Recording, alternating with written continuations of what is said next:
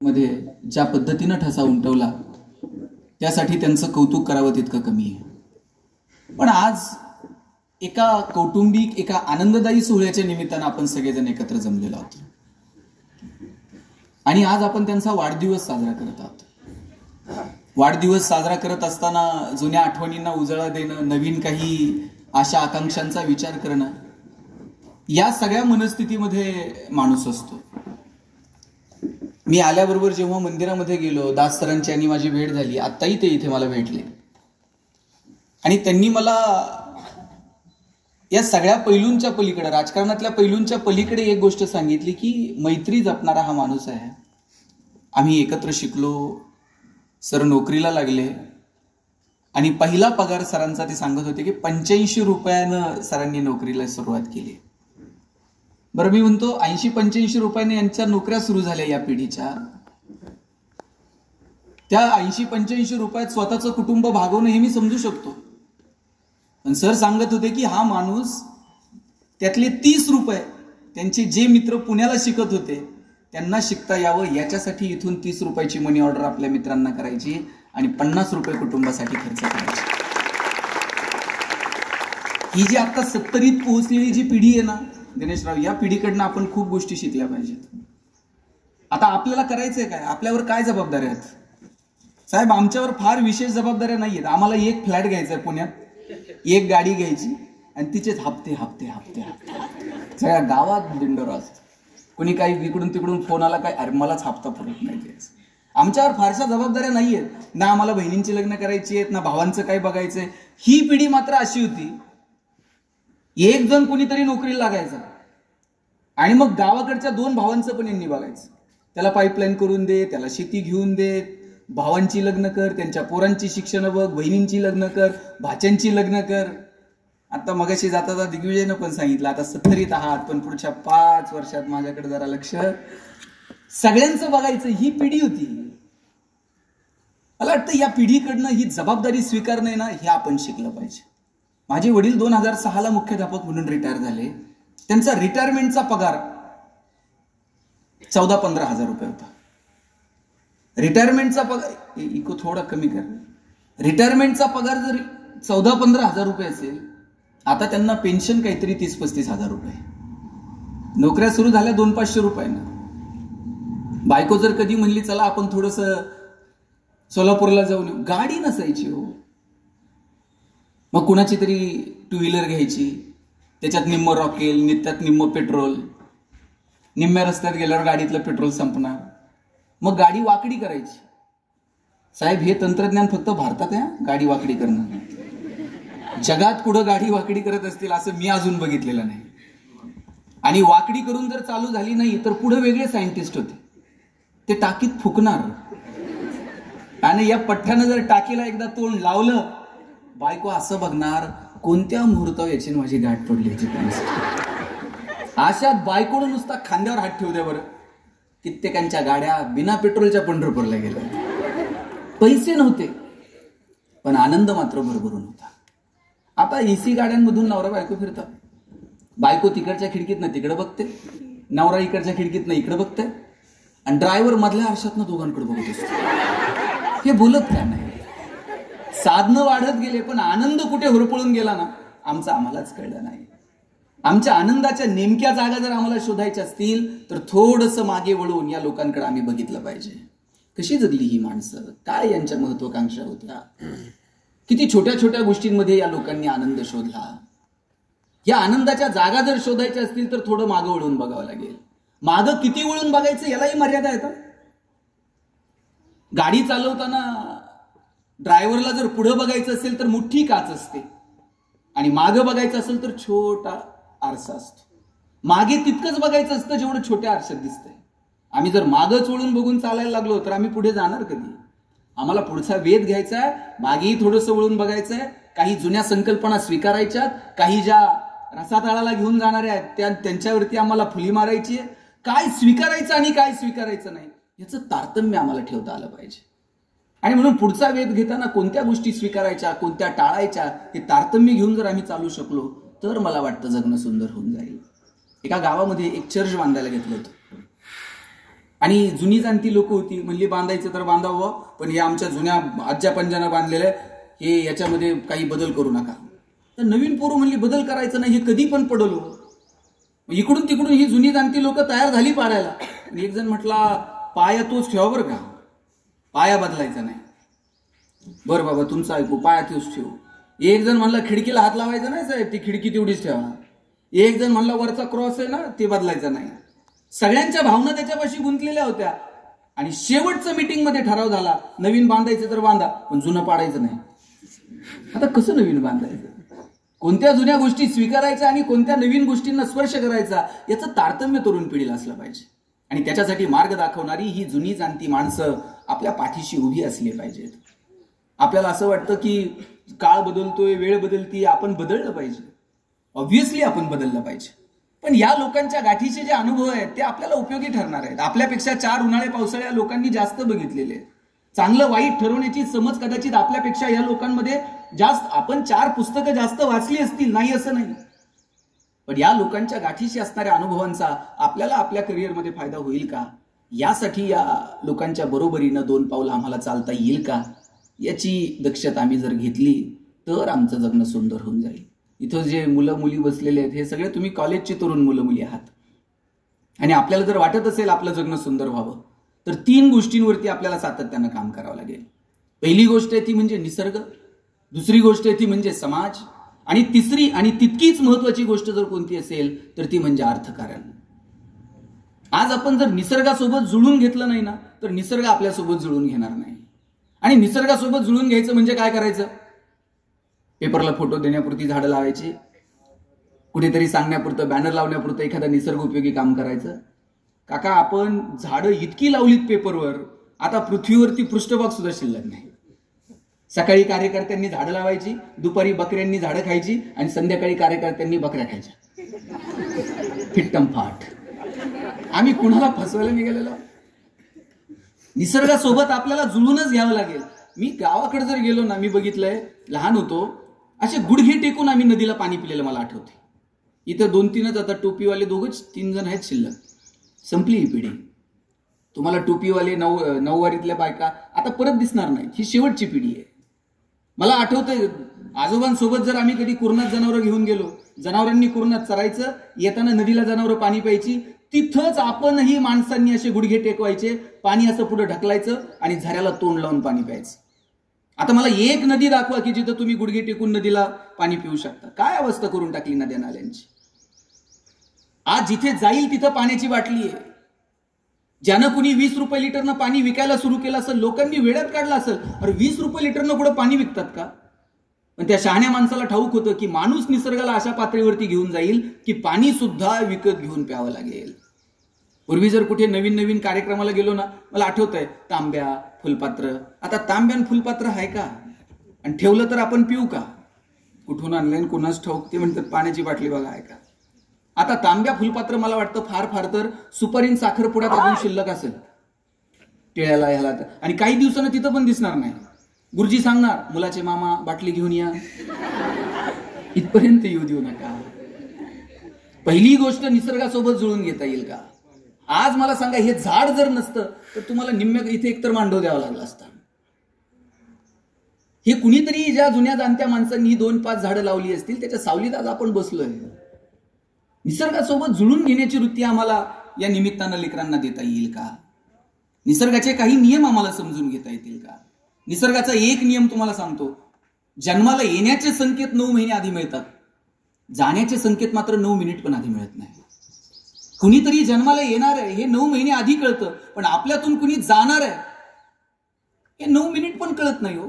आणि समजा जाण्याचं पत्र जर आपल्याला 9 महिने आधी आलं असतं तर तुमचं आटपल्यावर का, आता तुम्ही हिशोब करून घ्या काय परिस्थिती झाली असती हो माणसाची.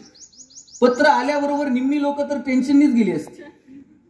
निसर्ग खूप गोड वागलाय. येण्याचे संकेत मिळतील, जाण्याचे मिळणार नाही.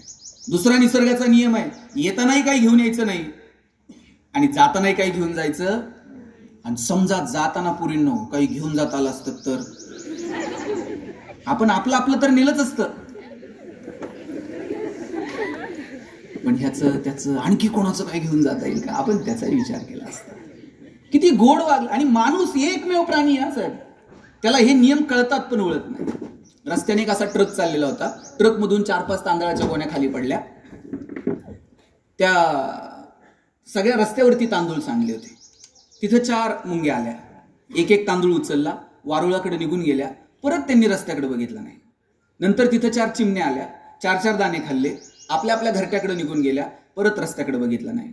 तिथं 4 गायी आल्या, ओंजळ तांदूळ खाल्ले, आपल्या आपल्या गोठ्याकडे निघून गेल्या, परत रस्त्याकडे बघितलं नाही. आणि साहेब नंतर तिथं 4 माणसं आली. पुढचं मी सांगू का तुम्ही सांगता? तांदळाचा एक दाना उरला नाही आणि माणसं शोधत होती ट्रक कुठे गेली बघा म्हणजे. माणूस एकमेव आहे जो निसर्गासोबत जुळून घेत नाही. साहेब तुम्ही एक तरी कावळा ओव्हरवेट झालेला बघितलाय का? वजन वाढलंय, टेन्शन मध्ये आलाय, घिरट्या घालतोय, उद्यापासून डाएट, 2च दहावे करायचे, भाताला शिवायचं पण नाही. मी माणसं सांगू किती? कारण आपण निसर्गाशी जुळून घ्यायला तयार नाही होत. निसर्गातला प्रत्येक घटक हा तितकाच महत्वाचा आहे. गडबड काय माहितीये का, आपण आपल्या बुद्धीच्या जोरावरती थोडंसं आपलं जगणं सोपं केलं, सुलभ केलं, पण इतर प्राणी पक्ष्यांसारखेच आपणही निसर्गातले एक घटक आहोत. आपण त्या सगळ्या घटकांचा आदर ठेवला पाहिजे. आणि आपण जर त्या घटकांचा आदर ठेवला नाही तर मग मात्र निसर्ग आपल्याला आपली पात्रता दाखवून देतो. आपल्यापैकी कोरोना कुणी बघितला का? बघितला कुणीच नाही, पण कळला मात्र सगळ्यांना. डोळ्यांना न दिसणारा एक विषाणू सगळं जग जागेवर थांबवलं. आणि निसर्गानं वेळोवेळी माणसाला सांगितलंय, हे बाबा थोडंसं जुळून घे. नेपोलियन मोठं सैन्य घेऊन युरोपवरती चालून गेला, सगळा युरोप पादांक्रांत केला, पण पिवळ्या तापाची साथ आली. शस्त्राच्या जोरावर त्याला युरोप जिंकता आला, पण पिवळ्या तापाची साथ आली, पटापट सैन्य मरायला लागलं, मोजकं सैन्य घेऊन परत मायदेशी यावं लागलं. चीनमध्ये मिंग राजवट होती, प्लेगची साथ आली, धडाधड माणसं मरायला लागली, अख्खी मिंग राजवट उद्ध्वस्त झाली. दक्षिण आफ्रिकेमध्ये जनावरांचा प्लेग आला, जनावरं मरायला लागली, जनावरांवरती आधारित असणारे उद्योग व्यवसाय लायला गेले. मी किती उदाहरणं सांगू? तुमच्या माझ्या पिढीनं, मगाशी साहेब आणि त्यांचे मित्र बसले होते, 72च्या दुष्काळाचा उल्लेख झाला. तो दुष्काळ तुम्ही बघितला. आमच्या पिढीला काय ते, आमच्या पिढीनं सगळ्यात मोठं संकट जर आयुष्यात कोणतं बघितलं तर ते काल परवाचं कोविडचं संकट बघितलं. पार आम्ही थाळ्या बिळ्या सगळं वाजवलं, पण 2 वर्ष काय आम्हाला रस्त्यावर उतरू दिलं नाही. निसर्गानं माणसाला सांगून टाकलं, मास्क लाव, आता तुझं तोंड सुद्धा बघायची माझी इच्छा उरलेली नाही. इथपर्यंत निसर्गानं माणसाला आणून ठेवलं. म्हणून येणाऱ्या काळामध्ये जर समृद्ध आयुष्य जगायचं असेल तर पहिली गोष्ट आम्हाला निसर्गासोबत जुळून घ्यावं लागेल. दुबईमध्ये जगातला सगळ्यात बिझिएस्ट एअरपोर्ट दुबई आहे. 3 दिवस दुबईमध्ये पाऊस पडला साहेब, एक विमान दुबईतनं निघू शकलं नाही 3 दिवसात. पुण्यात पाऊस झाला, एक माणूस रस्त्यावरती येऊ दिला नाही. कोण आहोत आपण निसर्गाच्या समोर? आपण कुणीच नाही आहोत. मस्त जगायचं, आपापल्या धुंदीत जगायचं. प्रत्येकाला एक रोल मिळालेला आहे. सरांना त्यांचा रोल मिळाला आयुष्यात, त्यांनी तो ताकदीनं निभावला. आयुष्याच्या विषयी कृतज्ञता व्यक्त करायची की अरे भगवंता, इथं माणूस म्हणून जन्माला घातलं, काय देऊ नये. मी ज्या लोकांना भेटलो आणि सरांविषयी बोलत होतो, सगळेजण सांगत होते अतिशय हुशार माणूस. हे मिळवणं हे काही एका रात्रीत होत नाही. 60-70 वर्षांची तुमची जी कारकीर्द आहे, या कारकिर्दीतनं हे असे टॅग तुमच्या मागे लागतात. हे अशा प्रकारचे टॅग तुम्हाला लागणं आणि ते तुम्ही टिकवणं, याच्यापेक्षा समृद्ध आयुष्य काय असू शकतं? ही समृद्धता सर तुम्हाला मिळाली, याच्याविषयी आपलं कौतुक करावं तितकं कमी आहे. आणि निसर्गाच्या नंतर सगळ्यात महत्वाचा घटक जर कोणता आहे तर तो म्हणजे समाज. सामाजिक बांधिलकी, सामाजिक ऐक्य. वर्गातनं 50-50 पोरं शिकायची, वर्गातनं बाहेर पडली, पार 10वी-12वी होऊन गेली तरी माहित नव्हतं हे कोणत्या जातीचं आहे हे कोणत्या धर्माचं आहे. आता आडनाव विचारतात आणि मग बोलायचं की नाही ठरवलं जातं. इथपर्यंत आम्ही सामाजिक ऐक्याला घेऊन आलोय. एखाद्या देशामध्ये जर ऐक्य नसेल तर ते फक्त नेशन राहत नाही, ते पॉप्युलेशन होऊन जातं. फक्त ते राष्ट्र म्हणून पुढे यावं याच्यासाठी ते सामाजिक ऐक्य आमच्यामध्ये आहे का?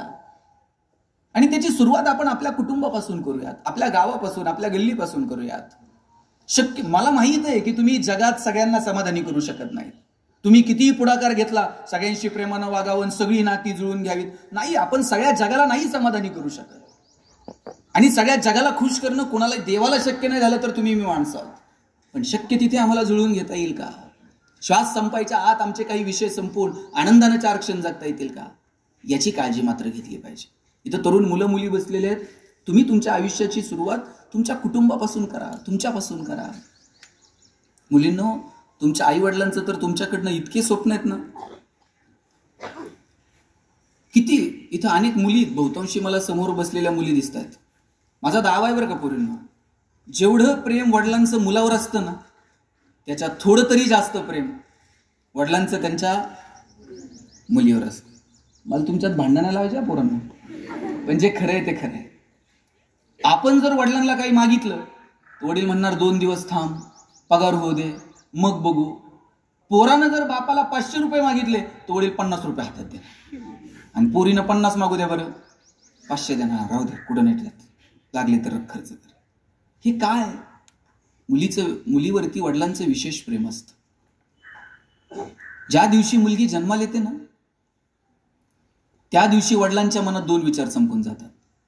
एक मुलीचं शिक्षण आणि दुसरं मुलीचं लग्न. 1-1 रुपये वडील बाजूला काढून ठेवत असतात. बापानं ठरवलेलं असतं पोरीचे सगळे हट्ट पुरवायचे. त्यांना माहीत असतं 4 दिवस चिमणीसारखी थुई नाचल आणि एक दिवशी भुरकन उडून जाईल. जोपर्यंत आपल्या घरात आहे तोपर्यंत तिचे सगळे हट्ट पुरवायचे हे वडिलांनी ठरवून घेतलेलं असतं. वडील स्वतः फाटलेली तुटलेली चप्पल घालतील, पण पोरीला मात्र शाळेत जायला चांगले शूज घेऊन देतील. वडील फाटलेलं बनियन घालतील, पोरीला मात्र चांगला ड्रेस घेऊन देतील. वडील सायकलवर कामाला जातील, पोरीला मात्र कॉलेजला जायला गाडी घेऊन देतील, बसचा पास काढून देतील, तिच्या हॉस्टेलची फी भरतील. 10 मिनिट जर पोरींनो तुम्ही कॉलेजवरून उशीर आलात ना, 10 मिनिटात बाप 10 वेळा आईला विचारतो, ए कुठपर्यंत आली बघ ग, जरा फोन कर ग. वडील थेट तुम्हाला फोन पण लावत नाही, ते आईला म्हणतात, ए फोन कर, कुठपर्यंत आली बघ. बाप पोरीसोबत थोडंसं अंतर ठेवून वागतो, पण त्याचं विशेष प्रेम असतं पोरीवरती. पोरीच्या लग्नात तर बाप असा फेटाबिटा घालून मिरवत असतो. दिवसभर बापाची मान उंच असते. कन्यादान झालं ना मग वडील मान खाली घालतात, जावायच्या हातात हात देतात आणि सांगतात, तळ हाताच्या फोडासारखी जपली, सांभाळून घ्या. दिवसभर वडिलांच्या डोळ्यात थेंब येत नाही, पण पोरीची गाडी एकदा निघून गेली ना, खांबाच्या पलीकडे जाऊन एकटाच रडतो तो बाप असतो. कधीच बापाची मान शर्मेनं खाली जाईल असं वागायचं. बापाला अभिमान वाटला पाहिजे, काय माझी राणी जन्माला आली, काय माझा पठ्ठ्या जन्माला आला. उद्या जर तुमच्यापैकी कोण कलेक्टर झालं ना, लाल दिव्याच्या गाडीत बसून याल. सर फोन करतील, मॅडम तुम्ही आमच्या कॉलेजच्या विद्यार्थिनी आहात, गॅदरिंगला जरा प्रमुख पाहुणे म्हणून याल का. तुमच्या गाडीचं दार उघडायला पण शिपाई असेल. तुमच्या सहीनं एखाद्या माणसाचं आयुष्य बदलून जाईल, तुमच्या सहीनं एखाद्या गावाचं भविष्य बदलून जाईल. पोरांनो, उद्या जर तुमच्यापैकी कोण IPS झालं, इथं वर्दीत याल कॉलेजमध्ये, इथं राजमुद्रा असते खांद्यावरती. तुमच्या ऑफिसच्या बाहेर अशी पाटी लागलेली असेल, पोलीस अधीक्षक सोलापूर ग्रामीण. काय मजा आहे जगण्यामध्ये. आणि याच्यासाठी पोरांनो तुम्हाला काय करायचं आहे? याच्यासाठी काय तुम्हाला इकडचा डोंगर उचलून तिकडे ठेवायचा नाही, तिकडचा डोंगर उचलून इकडे ठेवायचा नाही. या लोकांनी शिक्षण संस्था सुरू केल्या, या शिक्षण संस्था टिकाव्या त्याच्यासाठी या लोकांनी आयुष्यभर योगदान दिलं. आणि आज भुमरे सर 17वा वाढदिवस साजरा करतायत. उद्या जेव्हा तुमच्यापैकी कोण अधिकारी असेल, कोण उद्योगात असेल, कोण व्यवसायात असेल, कला क्रीडा साहित्य कोणत्याही क्षेत्रात जेव्हा तुम्ही नावलौकिक कमवाल आणि जेव्हा तुम्हाला सर दिसतील, तुम्ही पटकन पायाला हात लावणार, सर मी तुमच्या कॉलेजला शिकले बरं का. काय आनंद असेल या लोकांच्या चेहऱ्यावरती. या लोकांच्या चेहऱ्यावरती हा आनंद निर्माण व्हावा याच्यासाठी तुम्हाला तुमच्या आयुष्याचं योगदान द्यायचं आहे. आणि म्हणून झोकून द्या पुढची काही वर्ष स्वतःला. मला मान्य आहे की सगळीच लोक प्रशासनात येऊ शकणार नाही, पण अनेक क्षेत्र तुमच्यासाठी खुली आहेत. त्या क्षेत्रांमध्ये आपण काही करिअरच्या संधी निवडतो का? आणि पोरांनो, तुम्ही सगळे एकमेकांपेक्षा वेगळे आहात. इथं बसलेल्या प्रत्येक मुलामुलीमध्ये काहीतरी वेगळेपण आहे. फक्त ते वेगळेपण तुम्हाला शोधता आलं पाहिजे. मला सांगा, सचिन तेंडुलकर सारखा षटकार ऐश्वर्या रायला मारता येईल का? ऐश्वर्या राय सारखा ठुमका लता दिदींना दिला असता का? लता दिदींसारखं गाणं अशोक सराफला म्हणता येत आहे का? अशोक सराफ सारखा अभिनय तुम्हाला मला करता येईल का? तुम्ही जर मला म्हटले भाषण करा, मी 2 तास बोलेल. पण तुम्ही जर मला म्हटलं आता तुम्ही एवढ्या लांबून आलाय पुण्याहून, जाता जाता करमाळ्यात एखादी कुस्ती करून जा, आपल्याच्यानं जमणार? आपण सगळे एकमेकांपेक्षा वेगळे. आपल्यातलं वेगळेपण आपल्याला ओळखता आलं पाहिजे. मी नेहमी एक उदाहरण सांगतो. मी जेव्हा कॉलेजला गेलो ना पुण्यात शिकायला, माझ्या सरांनी मला विचारलं होतं, गणेश तुला MBA कशात करायचं? मी म्हटलं मला ह्युमन रिसोर्स मॅनेजमेंटमध्ये MBA करायचं. सर प्रत्येकाला विचारायचे कोण MBA कशात करणार. आमच्या वर्गात एक बोबडं बोलणार पोरग होतं. त्याला विचारलं तुला MBA कशात करायचं? ते म्हटलं मला मार्केटिंगमध्ये MBA करायचं. म्हटलं सर म्हटले तुला नीट बोलताय ना, आणि तू मार्केटिंगमध्ये काय MBA करणार? तुझं बॅकग्राऊंड कॉमर्स आहे, तू फायनान्समध्ये MBA कर. पोरगा वर्गात उठून उभं राहायला म्हणला, असल कलनाल तर मार्केटिंग मध्ये MBA कलनाल नाही तर शिकणार. सर म्हणले तुला काय करायचं ते कर, आपण एक परीक्षा घेऊयात आणि शोधूयात की कुणामध्ये मार्केटिंगचं टॅलेंट आहे. मी म्हटलं ठीक आहे, काय परीक्षा घेणार आहे? 100 रामायणाच्या प्रती दिल्या आणि सांगितलं बाजारात जाऊन विकून यायच्या. ज्याच्या सगळ्यात जास्त प्रती विकल्या जातील आपण समजूया त्याच्यामध्ये मार्केटिंगचं टॅलेंट आहे. मी म्हटलं ठीक आहे. 8 दिवस आम्ही बाजारात फिरलो. 9व्या दिवशी वर्गात आलो. सरांनी विचारलं, गणेश 100 पैकी किती प्रती गेल्या? म्हटलं 4. राहुल 8, संतोष 10. मार्क मिळवणारी पोरं पण 20 पेक्षा जास्त प्रती कोणाच्याच गेल्या नाही. बोबडं बोलणारं पोरगं मागच्या बाकावर बसायचं. त्याला विचारलं तुझ्या किती प्रती गेल्या रे? म्हणला सल 100 प्रती विकून आलो. म्हटलं सर म्हटले केलं काय? मार्केटिंगची कोणती स्ट्रॅटेजी, कोणतं रेफरन्स बुक? म्हणला काहीच नाही. मी लोकांच्या दालात द्यायचो, बेल दाबायचो, लोक बाहेर यायची. लोक बाहेर आली की समोर लामायण ठेवायचो आणि सांगायचो हे लामायण विकत घेता का वाचून दाखवू? लोक म्हणायची वाचून नको दाखवू, तुझं रामायण विकत घेतो. बोबडं बोलणं विकनेस आहे का स्ट्रेंथ आहे? दाबून ठेवला असता तर स्ट्रेंथ ठरला असता का? तुम्ही शोधा ना तुमच्यामध्ये काय. काळ आणि वेळेनुसार बदला. जग रोज झपाट्यानं बदलत आहे. नवीन नवीन टेक्नॉलॉजी अडॅप्ट करा. ज्ञानाच्या बाबतीमध्ये कायम अपडेटेड राहा. सर नवीन बघा डीएडला किती, डीएड कॉलेजेसची अवस्था काय जबरदस्त होती. डीएडला जर नंबर लागला तर त्या पोराचं करिअर झालं म्हणून समजायचं. आणि त्या दोघं नवरा बायको डीएड होऊन जर जिल्हा परिषदला लागले, त्यांनी परत मागं वळून बघायचं नाही. असलं करिअर होतं डीएडचं. आज डीएड कॉलेजेसची अवस्था काय, ऍडमिशन मिळत नाहीत. त्यानंतर इंजिनिअरिंगचा बूम होता. गावात एखादाच इंजिनियर असायचा. गावात जर पाहुणे आले आणि त्यांनी जर विचारलं ना इंजिनियर साहेब कुठे राहतात, सगळं गाव त्या पाहुण्याला इंजिनियरच्या घरी नेऊन सोडत होते.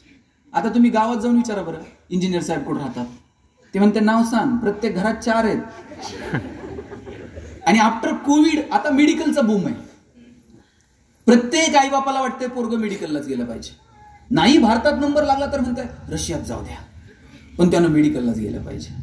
आणि त्यांच्या डोक्यात असं नाही बरं का पोराला मॅथ फिजिक्स आवडतं म्हणून त्यानं इंजिनिअरिंगला जावं, त्याला जरा बायोकेमिस्ट्रीमध्ये इंटरेस्ट आहे म्हणून त्यांचे समीकरण पक्के आहेत. मग पोरगा MBBS, त्याला मुलगी MBBS, दोघांना मिळून हॉस्पिटल आणि नंतर मग मेहण्याला मेडिकल. इकडे कसं असतं मला माहित नाही सर. ते अलिखित नियम आहे, मेहण्यालाच द्यावं लागतंय तुमची इच्छा असून. या चौकटीच्या पलीकडेच आम्ही चालतात. मी आता होमी बाबा इन्स्टिट्यूट आहे चेंबूरला, मी तिथे व्याख्यानाला गेलो होतो. पोरांनो सगळे सायंटिस्ट होते. बोटावर मोजणे इतकी पोरं सुद्धा मला तिथं महाराष्ट्रातली सापडली नाही. सगळी पश्चिम बंगाल वगैरे तिकडची पोरं आलेली, त्यांना सायंटिस्ट व्हायचंय. त्यांची एक एक्झाम असते किंवा गेट थ्रू त्यांना ऍडमिशन मिळतं. आपल्या निम्म्या पोरांना माहीत सुद्धा नसेल की होमी बाबा इन्स्टिट्यूट एक एक्झाम घेतं आणि तिथं मग ऍज अ सायंटिस्ट म्हणून आपल्याला करिअर करायची संधी आहे. आमच्या डोक्यात मोजके विचार आहेत आणि त्याच्या पलीकडेच आम्ही जायला तयार नाही आहोत. बदललं पाहिजे. इथं अनेक शिक्षक बसलेले आहेत. सरांना वाढदिवसाच्या शुभेच्छा देताना माझी सगळ्या शिक्षकांकडून अपेक्षा आहे, तुम्ही जर चौकटीच्या पलीकडे जाऊन काम केलं आणि 4 चांगले विद्यार्थी घडवले ना, तीच मला वाटतं सरांचं गिफ्ट असेल वाढदिवसाचं. याच्यापेक्षा काय तुम्ही देऊ शकता? इथं अनेक महिला शिक्षिका आहेत. मला तुम्हाला एक प्रश्न विचारायचा, दूधवाला जर दूध द्यायला आला तर तुमचं लक्ष कशाकडे असतं? दुधाच्या मापाकडे असते. ते पण लक्ष पहिल्या मापाकडे नसतं. पहिलं तर त्याच्या बापाला होतावं लागेल, त्याच्यानंतर ते वरतून एक फुकटची धार होत स्वखुशीनं. आपलं लक्ष त्या दुसऱ्या धारेकडे असतं. संस्थेच्या परिपत्रकानुसार, शासनाच्या परिपत्रकानुसार आपल्याला आपली कामं करावीच लागणार आहेत. पण या सगळ्याच्या पलीकडे जाऊन या लेकरांसाठी तुम्ही एक वेगळी धार होता का? मला वाटतं याच्याकडे सगळ्यांचं लक्ष असतं. जगात कुणी चुकलं तरी मान्य आहे, एक वेळ त्याला त्याची शिक्षा मिळून जाईल. पण शिक्षक जर चुकत राहिला ना, त्याला मात्र मान्यता नाही. शिक्षकानं चुकून चालत नाही. शिक्षकाचं एक वेगळं अधिष्ठान आहे या जगामध्ये आणि ते आपल्याला कायम ठेवावं लागेल. ती जबाबदारी आपली आहे. काय रुबाब आहे हो शिक्षकांचा. तुम्ही अशा प्रोफेशनमध्ये आहात ना की तुमच्या प्रोफेशनची कशाशीच तुलना होऊ शकत नाही.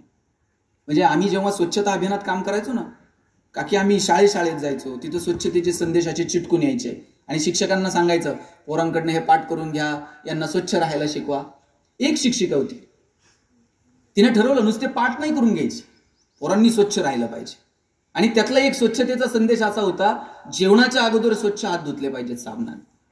त्या बाईंनी सगळ्या पोरांना दुपारच्या सुट्टीत सांगायच्या, डबा उघडायच्या आधी स्वच्छ हात धुवा, त्याशिवाय डबा उघडायचा नाही. सगळ्या वर्गाला हात धुवायला शिकवलं. एक पोरग हातच धुवायचं नाही. बाई त्याच्या छडी घेऊन त्याच्या अख्ख्या शाळेत मागं पाहिजे, हात धुव, त्याच्याशिवाय डबा उघडायचा नाही. इकडून तिकडून ते पोरग हात धुवायला शिकलं, पण गडबड अशी झाली, हात धुवायचं आणि बाईंच्या पदराला हात जाऊन पुसायचं. बाई म्हटल्या, कुठून सुचलं मी याला हात धुवायला शिकवलं? त्या प्राचार्यांकडे गेल्या. म्हटल्या, सर तुमच्या सूचनेप्रमाणे मी सगळ्या वर्गाला हात धुवायला शिकवले, पण एक पोरग जरा उन्हाळा आहे, हात धुतोय, माझ्या पदराला येऊन पुसतंय, सगळी साडी खराब करत. प्राचार्य म्हटले, तुम्ही काळजी करू नका, उद्या आपण त्याच्या आईला बोलू, त्या आईशी चर्चा करू. दुसऱ्या दिवशी त्याच्या आईला शाळेत बोलवलं आणि आईला विचारलं की तुमचा मुलगा रोज स्वच्छ हात धुतो का? म्हणे हो, रोज गेली 8 दिवसापासून रोज स्वच्छ हात धुतो. आणि पुसतो कुठे? तिथे काही नॅपकिन, रुमाल, टॉवेल काही ठेवलेलं असतं का? आई म्हणली, साहेब कशाचं नॅपकिन आणि रुमाल, तिथं रांजणावर हात धुतोय आणि माझ्या पदराला येऊन हात पुसतोय. बरं, आणखी काही बदल तुमच्या मुलात झालाय का? म्हणे हो, आणखी एक बदल झालाय. म्हणे काय? मी एरवी शेतावर जायला निघाले का पदर असा कमरेला खोचून जायचे. आता ते माझ्याकडे येते, म्हणते, आई पदर असा कमरेला खोचायचा नसतो. आमच्या बाई कशा पिन करून येतात, तशी पिन बिन करून शेतावर जायचं. एरवी माझे केस विस्कटलेले असायचे, ते मला म्हणते, आई केस असे नाही ठेवायचे आंबाडा बिंबाडा बांधून. आमच्या बाई कशा विणी करून जात, तशी विणी करून शेतावर जायचं. तेव्हा ते प्राचार्य त्या शिक्षकेला म्हणाले, बाई तुम्ही किती नशिबवान आहात. हे पोरग घरी गेल्यानंतर त्याच्या आईमध्ये त्याच्या बाईंना बघतं आणि शाळेत आल्यानंतर त्याच्या बाईंमध्ये त्याच्या आईला बघतं. याच्यापेक्षा काय पवित्र क्षेत्र असू शकतं मला सांगा. म्हणून शिक्षक म्हणून काम करण्यात येणं एक वेगळी मजा आहे. मला वाटतं त्या गोष्टींचा आम्ही आनंद घेतला पाहिजे आणि या पोरांनी मजबूत अर्थकारण केलं पाहिजे. यासाठी पोरांना प्रोत्साहित केलं पाहिजे. पोरांनो, जर तुम्हाला कुणी सांगत असेल ना 1 रुपया वर जात नाही आणि पैशाला कोंबडी खात नाही आणि पैशावाल्याला कुठं सुख आहे का, त्याला म्हणायचे तुझ्याकडेच ठेव. हे असलं सांगू नये ना. तरुण पोरांना अकार्यक्षम बनवण्याचा धंदा कुणीही करू नये. पोरांना सांगा, बक्कळ पैसे कमवा, जेवढे कमवता येतील तेवढे कमवा. हो, फक्त तुकोबरायांचं एक विधान मात्र आयुष्यभर लक्षात ठेवा, जोडून या धन उत्तम व्यवहारे. चांगल्या मार्गाने मजबूत पैसे कमवायचे आणि मिळवलेल्या पैशांचा आनंद पण घ्यायचा बरं का. काहींना फक्त कमवायचं कळतं, ते आनंदच घेत नाहीत पैशांचा. क्रेडिटेडचा मेसेज आला का त्यांना भारी वाटतं, पण डेबिटेडचा मेसेज आला का ते टेन्शन. घेतलेला श्वास सुद्धा सोडावा लागणार आहे. आमच्याकडे एक जण आहे सर, सोन्याची वीट आहे त्याच्याकडे आणि घरात पुरून ठेवली, खर्च नाही करत. दर रविवारी उठतंय, उकरतंय, हायका नाही बघतंय, परत पुरून ठेवतंय. बायकोला कधी साडी घेतली नाही, कधी पोरांना कधी नवे कपडे नाही, कुणी आजारी पडलं तर घाई दवाखान्यात घेऊन जात नाही, पोराची फी लवकर भरत नाही आणि पठ्ठ्यानं सोन्याची वीट मात्र पुरून ठेवली. आणि एकच उद्योग, रविवारी उठायचं, परत पुरून ठेवायची. मागच्या रविवारी उठला, उकरलं, वीट गेली ना चोरीला. पोलीस स्टेशनला गेला, तक्रार केली, म्हणला माझी सोन्याची वीट चोरीला गेली. पोलीस म्हणले, तुझ्याकडे बघून तर वाटत नाही तुझ्याकडे सोन्याची वीट असेल. हे म्हणताय, माझ्या पंजानं माझ्या आज्याला दिली, आज्यानं माझ्या वडिलांना दिली, वडिलांनी मला दिली. पोलीस म्हणले, तू काय केलं? मी पुरून ठेवली. उकरायचो, हाय का नाही बघायचो, परत. पोलीस म्हणले, एवढंच आहे ना, उद्या ये, तुझी वीट सापडून ठेव. दुसऱ्या दिवशी हे पोलीस स्टेशनला गेलं, पोलिसांनी त्याच्या हातात दगडाची वीट दिली. हे रडायला लागले, म्हणला माझी सोन्याची होती तुम्ही दगडाची देताय. पोलीस म्हणले, तुला काय घेणं आहे सोन्याची असून आहे तर दगडाची, तुला काय करायचंय? तुला जर पुरूनच ठेवायची आणि उकरूनच बघायची, मग ती सोन्याची असून नाही तर दगडाची, तिचा उपयोग काय? तुमच्याकडे ढिगाणं संपत्ती आहे आणि वेळ प्रसंगी चांगल्या कामांसाठी तुम्हाला खर्च करता येत नाही, तिचा उपयोग तरी काय? योग्य ठिकाणी खर्च करण्याची दानत सुद्धा आमच्यामध्ये असली पाहिजे. आयुष्यातल्या प्रत्येक क्षणाचा आनंद घ्या. हे आयुष्य परत नाही, लक्षात घ्या. जे क्षण वाट्याला आले ना, आपल्या आपल्या धुंदीत, आपल्या आपल्या मस्तीत जगायची. तुकोबा जायला निघाले, कुणीतरी विचारलं, तुकोबा काय मिळालं तुम्हाला तुमच्या आयुष्यात? ग्रंथ लिहिले ना, अभंग लिहिले. तुकाराम महाराज म्हटले, कौतुक वाटे झाली या वेचाची. जगाला काय वाटतंय मला माहित नाही, आम्ही जे जगलो ना, आमच्या जगण्याचं आम्हाला कौतुक वाटतंय. जगाला कौतुक वाटो न वाटो, आपल्या आपल्या जगण्याचं आपल्याला कौतुक वाटलं पाहिजे. आज 17वा वाढदिवस साजरा करताना संध्याकाळी आज सगळे हार तुरे घेऊन जेव्हा संध्याकाळी घरी जाल आणि शांत डोळे मिटाल, मस्त 70 वर्षाचा जर सगळा सारीपाट वाटवला, आपल्या आपल्या जगण्याचं आपल्याला कौतुक वाटलं पाहिजे. अरे आम्ही आमच्या मस्तीत जगलो, आम्ही आमच्या धंदीत जगलो, जे करता येईल ते करण्याचा प्रयत्न केला, आपल्याला समाधान वाटलं पाहिजे. जगाला कौतुक वाटेल की नाही मला माहित नाही. आणि लक्षात घ्या, आपण कुणी चांगलं काम करत असेल तर त्याचं कौतुकही केलं पाहिजे. कधी आपल्याला ना टीका करायला शब्द सापडतात, पण आपल्याला कौतुकाला मात्र शब्द सापडत नाहीत. चांगल्या व्यक्तींचं कौतुक करून बघा. कुणी जर चांगलं काम करत असेल तर थोडंसं 2 शब्द प्रेमानं बोलून बघा. जगात कुणाला कौतुक आवडत नाही मला सांगा? भगवंताला आवडतं, आपण तर माणसं आहोत. चांगल्या कामाचं कौतुक केलं पाहिजे. आणि इथं काही महिला मंडळी आहेत बघा, कौतुक हे 4 चौघात करायचं असतं आणि दोष हे कानात सांगायचे असतं. आपण उलट करतो, 4 चौघात दोष सांगतो आणि कौतुक कानात करतो. आता बघा, घरात जर पाहुणे आले आणि पाहुण्याचे देखत आपण आपल्या लेकराला नाव ठेवून उपयोग आहे का? पाहुण्याचे देखत आपण म्हणणार ऐकतच नाही, जेवतच नाही, अभ्यासच करत नाही, मोबाईलच घेऊन बसते. पाहुणा म्हणणार आहे का फारच मूर्ख आहे, मी घेऊन जातो आणि परत सुधरून आणून देतो. ते आपल्यालाच सुधारायचंय. ते कितीही बावळट असलं ना, पाहुण्याच्या देखत म्हणायचं आमचा दादा इतका हुशार आहे ना. दादा पाहुण्याच्याच पुढे पुस्तक घेऊन बसते का नाही बघा. आणि तुम्ही पाहुण्याच्या देखत म्हणून बघा दादा मूर्ख आहे. ते बाहेर जात आहे, पाहुण्याच्या बुटात पाणी होतंय, लेसला लेस बांधतंय. तुमची इज्जत घालवायची एक संधी मग दादा सोडत नाही. कौतुक हे 4 चौघात करायचं आणि दोष हे कानात सांगायचे. मी असंच एका कार्यक्रमात म्हटलं कौतुक करा. म्हणजे कुणाचं? म्हटलं आईचं करा. तिला म्हणा तू जन्म दिला म्हणून जग बघायला मिळालं. म्हटलं वडिलांना म्हणा बाबा तुम्ही हाताला धरून चालायला शिकवलं म्हणून इथपर्यंत आलो. कधीतरी बहिणीला म्हणा तुझ्यामुळं घराचं गोकुळ झालं. कधीतरी भावाला म्हणा दादा तुझा आधार वाटतो. म्हटलं कधीतरी पत्नीला म्हणा तुझ्यामुळं संसार झाला. ते पत्नीचं कौतुक म्हणल्यावर ते भांडायला आलं माझ्या. मला म्हणलं सगळ्यांचं कर, पत्नीचं कौतुक नाही करणार. म्हणलं तुमचं पटत नाही का? म्हणलं पटायचं सोडा हो, तिला कानानं ऐकायला येत नाही, कौतुक करून उपयोग काय? म्हटलं एक काम कर, मशीन लावा मग कौतुक करा. दवाखान्यात गेलाय म्हणे आमच्या हिला आहे ना ऐकायला येत नाही. डॉक्टर म्हणले एक काम करा, किती अंतरापर्यंत ऐकायला येत नाही ना तेवढं जरा मोजून या. घरी गेले, बेल दाबली, पोरण दार उघडलं. बायको किचनमध्ये होती. यानं दारातून आवाज दिला, भाजी काय केली? तिकडून काहीच प्रतिक्रिया नाही. याला कळलं दारातून ऐकायला येत. हॉलमध्ये गेला, भाजी काय? काहीच आवाज नाही. किचनच्या दारात जाऊन आवाज दिला, अगं भाजी काय केली? काहीच प्रतिक्रिया नाही. याला कळलं प्रकरण गंभीर आहे. किचनच्या दारातून पण ऐकायला येत नाही. शेवटी बायकोच्या मागे जाऊन उभा राहिला आणि जोरात कानात ओरडला, अगं भाजी काय केली? बायकोनं हातातली कढई अशी दंदिशी आदळली. म्हणजे 4 वेळा सांगितलं ना बटाट्याची केली म्हणून. तुम्हाला कळलं का नाही? मागच्या टाईमला घरी गेल्यावर कळलं. 20 वर्ष याला ऐकायला येत नव्हतं. तिने कसा संसार केला असेल मला सांगा. धूल चेहरे परतीवर हम आईना साफ करके. कधीतरी स्वतःच्याही अंतर्मनात डोकून बघितलं पाहिजे. आणि आज मी संयोजकांचे आभार मानतो. तुम्ही सरांचा वाढदिवस साजरा केला परंतु सपत्नीक सत्कार केला.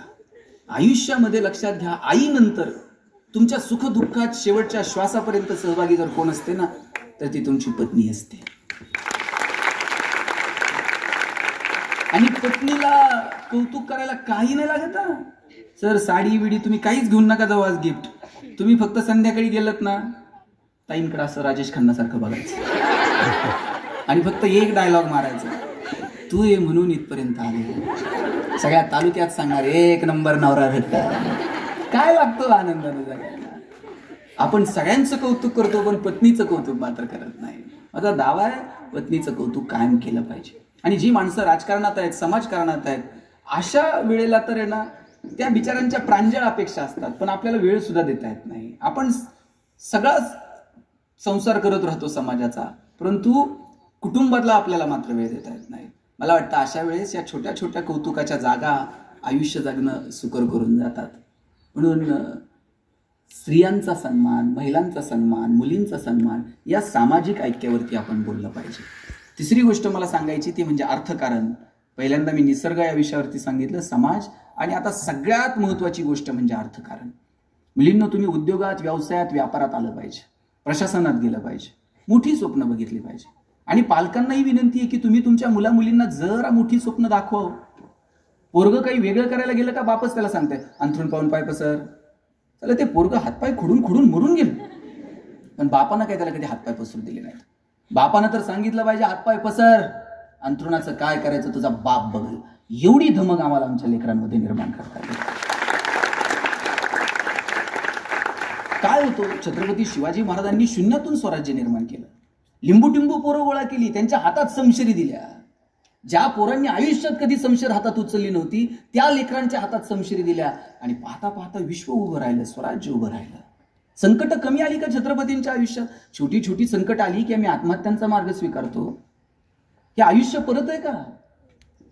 खचून जायचं नाही, लढायचं. कधी संकटांच्या समोर असं छाती काढून उभं राहायचं, तर कधी 2 पावलं माघार घ्यायची. माघार घेणं हा पराजय नसतो. ज्या ज्या वेळेस असं अपमानास्पद वाटेल का अरे आपण माघार घेतली, अरे छे, छत्रपती शिवाजी राजांनी सुद्धा मिर्झा राजांसोबत लढताना 2 पावलं माघारी आले, पण नंतर मात्र अशी झेप घेतली, भल्या भल्यांच्या भोवया उंचावल्या. हिंदुस्थानाच्या राजकारणात छत्रपती शिवाजी महाराजांनी असा ठसा उमटवला ना आग्र्याच्या सुटकेनंतर. काय जगात आहे ना, तुम्ही ज्या ज्या वेळेस तुम्हाला असं वाटेल की आता सगळं संपलंय आणि कमबॅक काय असतो हे जर बघायचं असेल ना, आग्र्याहून सुटका हे प्रकरण वाचायचं. खचून जाऊ नका. एखाद्या परीक्षेत मार्क कमी पडले, नाही इथे नंबर लागला, चल नवीन मार्ग शोधू, चालत राहू आम्ही. मिर्झा राजेसोबत तह झाला, 23 किल्ले द्यावे लागले. एखादा राजा म्हटला असता महत्वाचे 23 किल्ले दिले, एक एक किल्ला कमवण्यासाठी वर्षानुवर्ष खर्च केली, 23 किल्ले एका दमात द्यावे लागले. आता लढायचं कसं? औरंगजेबाला जेव्हा भेटायला गेले ना, काय मॅनेजमेंट आहे इथं, कॉमर्सचे काही शिक्षक असतील, काही विद्यार्थी असतील. जेव्हा औरंगजेबाला भेटायला जायचं ठरलं, उरलेले जे 23 किल्ल्यानंतर जे उरलेले किल्ले होते ना, त्या प्रत्येक किल्ल्याला शिवाजी महाराजांनी भेट दिलेली आहे. आता मी आग्र्याला निघालोय, इथली सगळं काही व्यवस्था व्यवस्थित आहे का? एकदा म्हटलं असतं तर 23 दिले, तर हे काय 10-12 राहिलेत, बघू आल्यानंतर काय असेल ते, चाललंय त्यांचं चालू द्या. उरलेले किल्ले सुद्धा माझे मजबूत असले पाहिजे, सगळ्यांची डागडुजी वगैरे व्यवस्थित आहे का बघितलं, आग्र्याला भेटायला गेले. आणि जाताना एकटे गेले नाहीत, एवढ्याशा संभाजीराजांना सोबत घेऊन गेले. एखादा बाप म्हटला असता संकटात जायचंय लेकराला इथंच ठेवू, पण घेऊन गेले संभाजीराजांना. मधला जो प्रवास आहे त्या मधल्या प्रवासात शिवाजीराजांचं आणि संभाजीराजांचं काही तर बोलणं झालं असेल की नाही? काय बोलले असतील शिवाजीराजे संभाजीराजांना? स्विस बँकेत आपला अकाउंट आहे, पासवर्ड सांगतो, आपल्या अमुक अमुक ठिकाणी 2 फ्लॅट आहेत, काय बोलले काय असतील? शिवाजीराजांनी सांगितलं असेल, शंभूराजे आतापर्यंत तुम्ही जिंकणं बघितलं, आतापर्यंत तुम्ही यश बघितलं, आयुष्यातला संघर्ष सुद्धा जवळून बघा, चला आमच्या सोबत. घेऊन गेले. औरंगजेबानं तिथं गेल्यानंतर संभाजीराजांना एक हत्ती भेट म्हणून दिला आणि थोडीशी गंमत करावी म्हणून दिलेर खान म्हटला, शंभूराजे आप इतने छोटे हो और हाथी इतना बड़ा है, इस हाथी को आप महाराष्ट्र में कैसे ले जाओगे? एवढा संभाजी राजा दिलेर खानाच्या डोळ्यात डोळे घालून सांगतो, ये तो जानवर है, बैठ कर जाएंगे, नहीं आया तो खींच कर ले जाएंगे, लेकिन हमारे आबा साहब ने जो आपको किले दिए हैं वो तो अभी महाराष्ट्र में है, उन्हें आप आगरा कैसे ले आओगे? एवढा शंभू राजा पण माहित होतं आता तहात दिलेत आणि घेऊ की परत एक एक, आणि परत एक एक एक एक किल्ला घ्यायला सुरुवात केली. औरंगजेबाच्या दरबारात जेव्हा छत्रपती गेले, शिवाजीराजांचा अपमान केला, त्यांना ठरून अपमान केला, त्यांना सरदारांच्या मनसबदारांच्या रांगेमध्ये उभं केलं. औरंगजेबाच्या दरबाराचा नियम होता, मुजरा करायचा, 10-12 पावलं मागे यायचं, पाठ नाही दाखवायची कोणी, तो स्वतःला अलमगीर म्हणवायचा आणि असा उंच बसायचा. शिवाजीराजेंनी मुजरा बिजरा तर सोडा, आजपर्यंत त्या सभागृहात कोणी उंच आवाज करून बोललं नव्हतं. त्याच सभागृहामध्ये रामसिंगाला जा विचारला, आम्हाला तुम्ही इथं अपमान करायला बोलवलंय? हे मुजरे बिजरे आम्ही करत नाहीत. ताड दिशी पाड दाखवली आणि निघून गेले छत्रपती सभागृह सोडून. आजपर्यंत अशी मर्दुमगी त्या आग्र्याच्या सभागृहात अन्य कुणी गाजवली नव्हती, ती गाजवली छत्रपती शिवाजीराजांनी. आणि पुढचा इतिहास तुम्हाला सगळ्यांना माहित आहे. औरंगजेबाच्या नाकावर टिचून शिवाजीराजे आग्र्यातून निघून आले. काय धाडस आहे हो. आणि आल्यानंतर ज्या पद्धतीनं शिवाजीराजांनी स्वराज्य निर्माण केलं, मला वाटतं आज आता शिवजयंती येते. आपण शिवाजी महाराज की जय फक्त घोषणांमध्ये किंवा शिवाजीराजांना फक्त डोक्यावर घेऊन मिरवण्यापेक्षा राजांना थोडंसं डोक्यात घेता येईल का, त्यांना हृदयात मुरवता येईल का, त्यांच्या आयुष्यातला एक एक पैलू समजून घेता येईल का. आपण साहेब संभाजीराजांना छावा म्हणतो, पण छावा कुणालाही म्हणत नाही. त्याच्यासाठी बाप सिंह असावा लागतो. बाप सिंह म्हणून छावा जन्माला आला. आज इथे जे पालक उपस्थित आहेत ना, आपण सांगू तसं मुलं वागत नाहीत बरं का. आपण जसं वागू तसं मुलं वागतात. गहू पेरून ज्वारी उगवत नाही, ज्वारी पेरून हरभरा उगवत नाही. आपण जे पेरणार आहोत आपल्या विचारातनं, आपल्या वागण्यातनं, तसं येणारी पिढी घडणार आहे. म्हणून येणाऱ्या पिढ्यांच्या बाबतीत आपण काय आदर्श निर्माण करायचे हे आपण ठरवायला नको.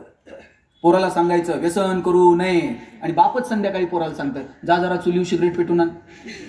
पोरगा असं येते बापाकडे जसं ऑलिम्पिकची ज्योत घेऊन आले. बाप कानातनं धूर काढतो, नाकातनं धूर काढतो. हे सगळ्या शाळेत सांगतो जादूगार बाप आहे. जे पेरणार ते उगवणार आहे, लक्षात ठेवा. अरे शिवाजी महाराजांच्या समोर आदर्श आहे शहाजीराजांचा, शिवाजी महाराजांच्या समोर आदर्श आहे जिजाऊ साहेबांचा. खरं तर आपण शहाजीराजांवर फारसं बोलत नाही, पण शहाजीराजे स्वराज्याचे संकल्पक आहेत. मी ज्या गावात नाही तो पारगाव भातुडी, त्या भातुडीच्या लढाईमध्ये शहाजीराजांनी असा पराक्रम गाजवला, मोगल आणि आदिलशाह समोरासमोर होते, एकत्र होते. आणि शहाजीराजे निजामशाहीचं नेतृत्व करत होते. मलिक अंबरचं वय झालं होतं आणि म्हणून शहाजीराजे तरणे बाण 22-23 वर्षाचे शहाजीराजे उतरले रिंगणामध्ये. 80,000ची फौज समोर आहे. या फौजेच्या समोर लढायचं कसं? गनिमी कावा या युद्धनीतीचा उगम आहे हा. शहाजीराजांनी रात्रीतून पारगावचा तलाव फोडून टाकला आणि सैन्य वाहून गेलं. त्या झटापटीमध्ये शहाजीराजांचे बंधू शरीफजीराजे मारले गेले. स्वराज्याची संकल्पना जर कोणाची असेल तर ती शहाजीराजांची. म्हणून लेकरांच्या समोर काय आदर्श निर्माण करायचे हे मला वाटतं पालक म्हणून आपण सगळ्यांनी ठरवलं पाहिजे. आपण जे पेरू तसंच उगवतं. आमच्याकडे एक वाडा आहे साहेब, पाटील असं वरती वाड्याच्या गॅलरीत फिरत असतात.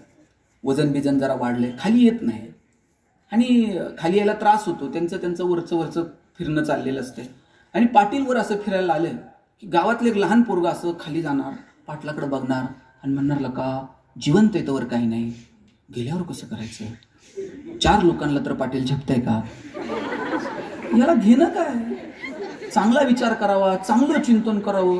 हे वरती फिरणार आणि खालून म्हणणार गेल्यावर कसं करायचं? हे पोराला वर बोलवरे म्हणले, पोरग वर बोलवलं म्हणजे हे तुझ्या बापदाद्याने तुझ्यावर संस्कार केले का? चांगला विचार करायचा ते दिलं सोडून आणि गेल्यावर कसं करायचं आणि 4 लोकांना झेपताय, याला 8 टाका म्हणले. पोरग कोंडून ठेवलं. वडील पळत आले, म्हणले पाटील काय झालं, पोराला कोंडलंय? हे संस्कार केले का? मी आपलं वरती फिरत असते आणि हे म्हणते 4 लोकांना झेपल का? बाप म्हणला अहो गेल्यावर कुठं संवेदना जागे असतात का पाटील? नाही 4 लोकांना झेपलं तसं हातपाय तोडून सुट्ट करून घेऊन. पाटील म्हणले लेकराची चूक नाही, बेना खराब आहे म्हणले. आजा पळत आला, म्हणले काय झालं? पोराला कोंडलंय, नातवाला कोंडलंय. ते म्हणले हे संस्कार केले का? नातू म्हणतोय 4 लोकांना झेपल का, पोरग म्हणतोय हातपाय तोडून घेऊ. आजा म्हणला पाटील गेल्यावर रुपयावर जात नाही, कशाला शरीराची विटंबना करता? म्हणला वाड्यालाच काडी लावून टाका.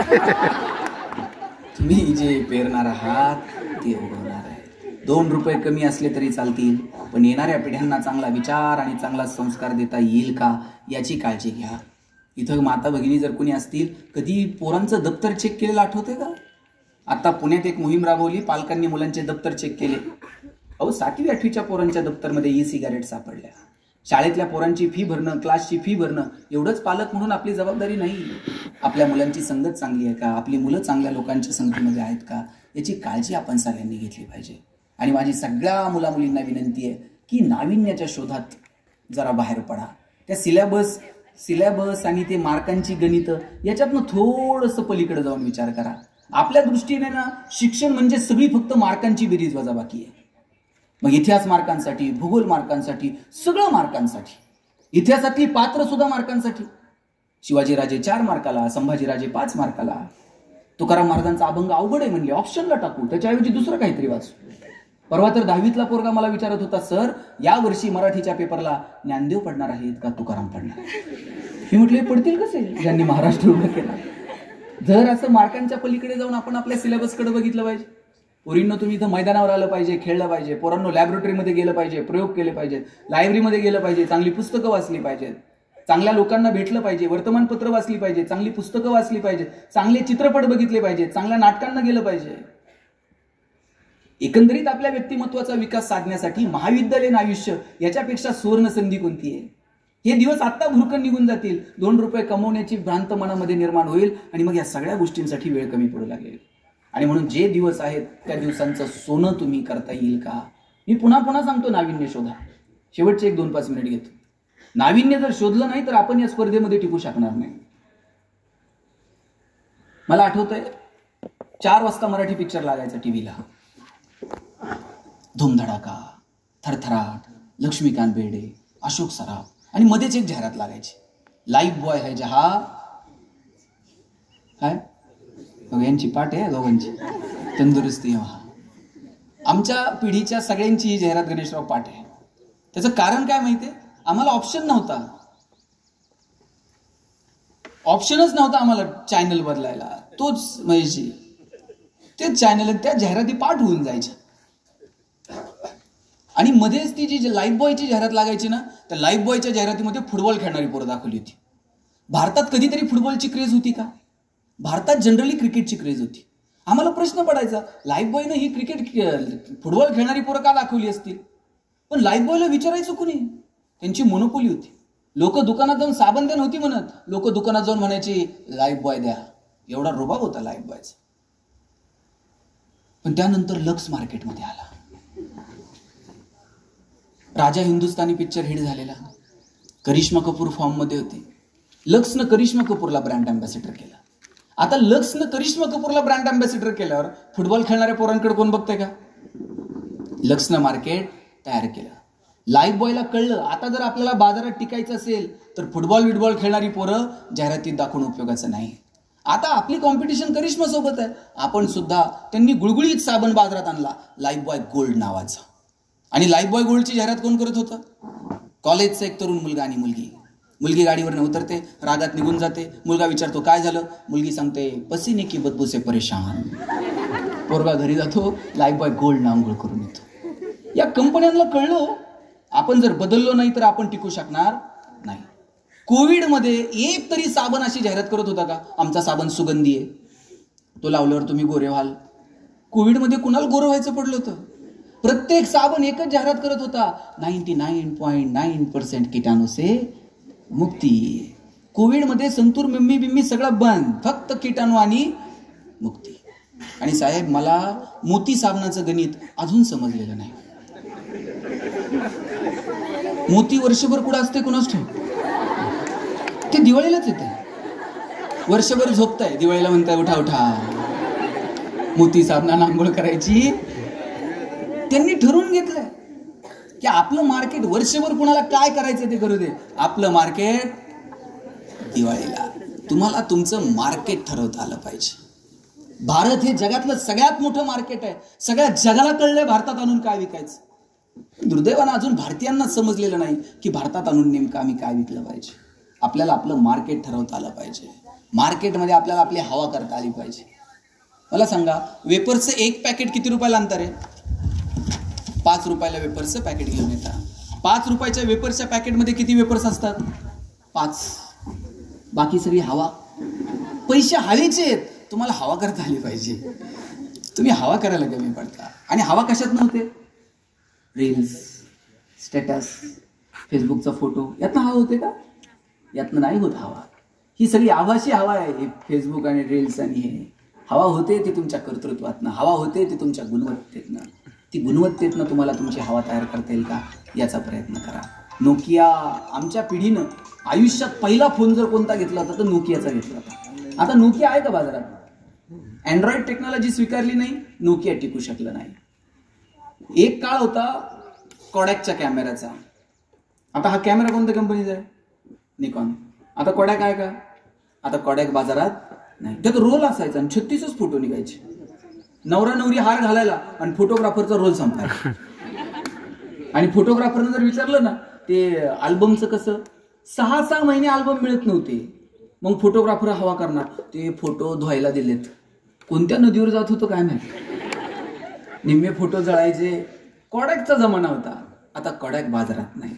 काळ आणि वेळेनुसार बदला आणि या मार्केटमध्ये पाय रोवून कसं उभं राहता येईल ना, याची काळजी घ्या. संकट बिंकट येत राहतात. शेवटचे 2 मिनिट घेतो, पण त्या संकटात तुम्ही पाय रोवून उभं राहायचं. पुरींनो, तुम्हाला कृष्ण आवडतो का राम? राम का नाही? वनवास 14 वर्ष काय. आणि कृष्ण हे दही दूध लोणी ताक गोपिका, काय काय मजा आहे कृष्णाची. रामाला तर 14 वर्षाचा वनवास होता. कृष्ण ज्या दिवशी जन्माला आला ना, त्या दिवशी आई बापानं उचललं आणि दुसऱ्याच्या घरी नेऊन ठेवलं. आपल्याला तर संकट जन्माला आल्यावर सुरू झाली. कृष्णाला जन्माला यायची वाट बघत होते, कधी जन्माला येतोय आणि कधी आपण त्याला मारतोय. गोकुळामध्ये लहानाचा मोठा झाला. 4 मित्र भेटले असतील, त्यांना सोडलं, वृंदावनात जावं लागलं. वृंदावनामध्ये राधा भेटली, तिला सोडलं, मथुरेत जावं लागलं. मथुरा सोडून द्वारका उभी केली. जेव्हा मथुरा सोडून गेले भगवंत, तेव्हा लोक म्हणले रणछोडदास आहे, पळून गेला आम्हाला सोडून. आणि स्वतःच्या हातानं उभी केलेली द्वारका अशी डोळ्या देखत बुडताना बघावी लागली. याच्यापेक्षा काय दुःख असू शकतो?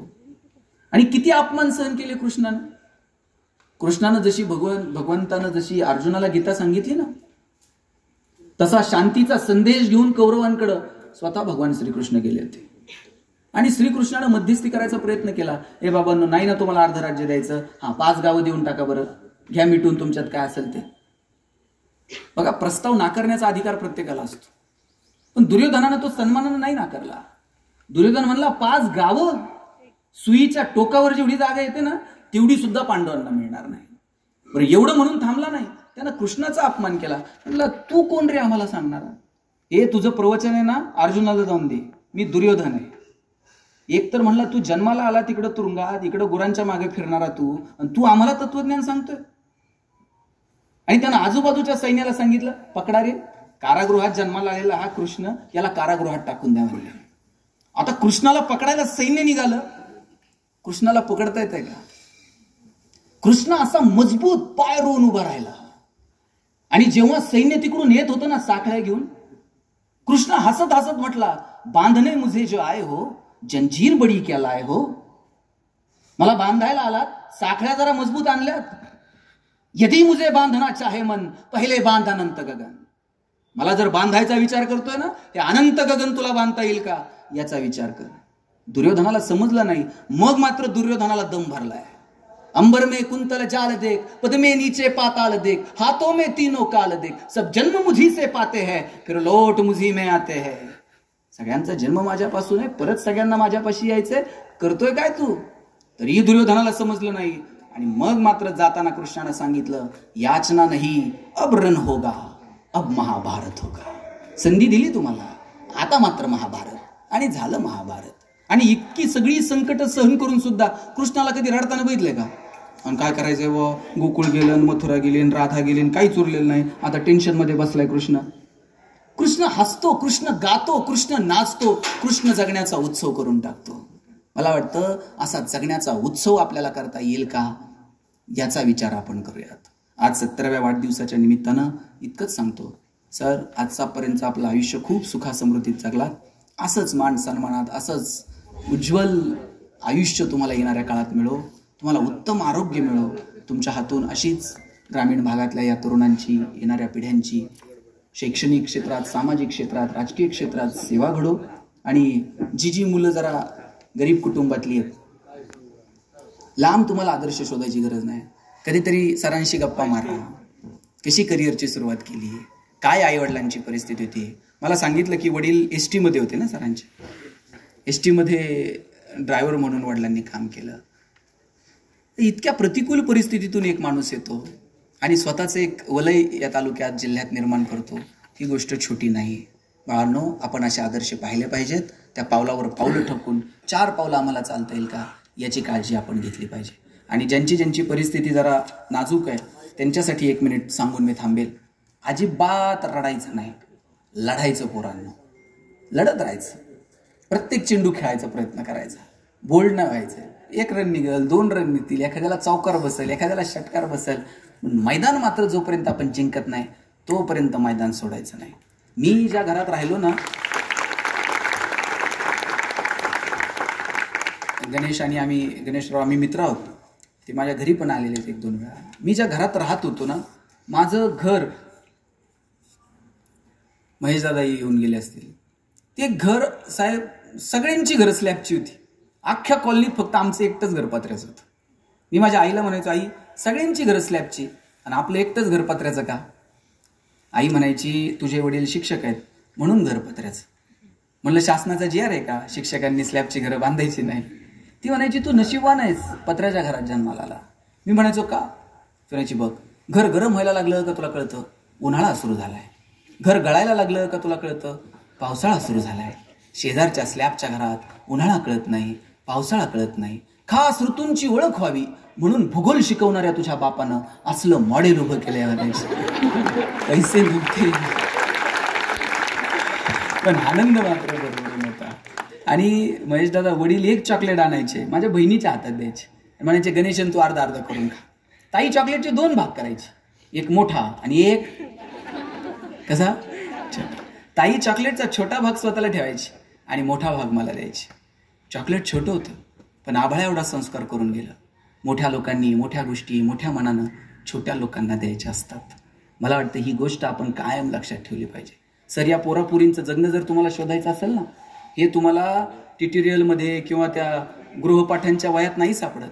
या पोरापुरींचं जगणं सापडतं रोजच्या वया असतात ना, त्याची मागची 4 पानं वाचायची, शेवटची. पोरींनी मेहंदीचं डिझाईन काढलेलं असते, रांगोळीचे ठिपके दिलेले असते. पोरांनी तर किती नावं खुडून पुन्हा पुन्हा गिरवलेली असतात. ते शेवटपर्यंत कन्फ्यूज असतात, कोणतं ठेवावं कोणतं ठेवावं. या पोरांचं जगणं सापडतं ते शेवटच्या 4 पानांमध्ये. ती 4 पानं जर वाचता आली तर जगणं समृद्ध होतं. मस्त रहा, हसत रहा. तुम्हा सगळ्यांना खूप साऱ्या शुभेच्छा. No once more, no recheck for any moment. So please please please dear friends, keep smiling. Thanks lot.